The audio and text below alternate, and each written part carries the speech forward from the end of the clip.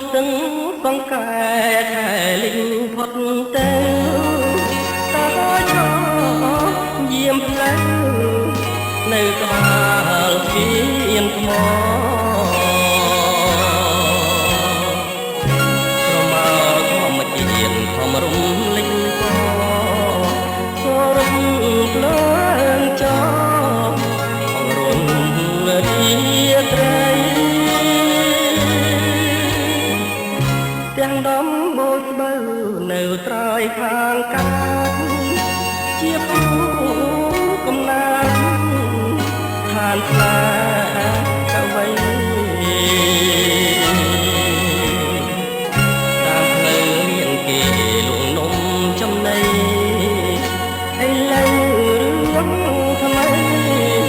អើយើងភ្លេចអស់កុំជេរស្ទឹង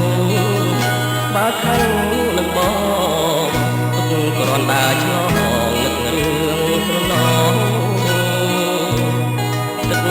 អើយហូរទៅកុំនៅត្រៀមក្រងនាំដួងចិត្តមកទេប្រាប់នាងផង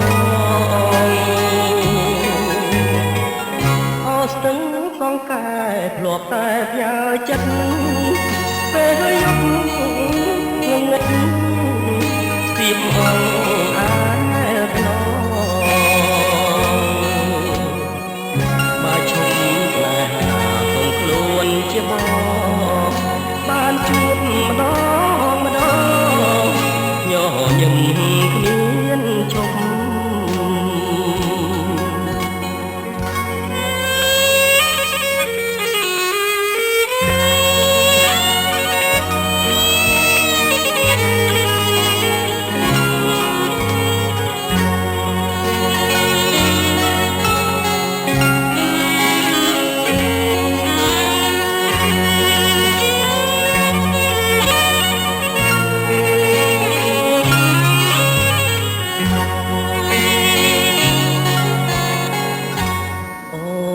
កុំ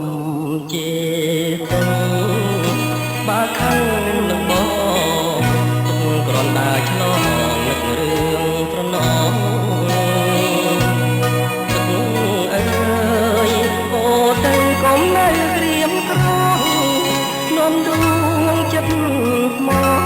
ទេប្រាប់នាងផង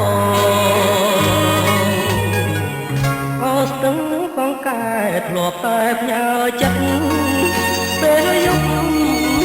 ងឹតស្ទាបអងអាយខ្នង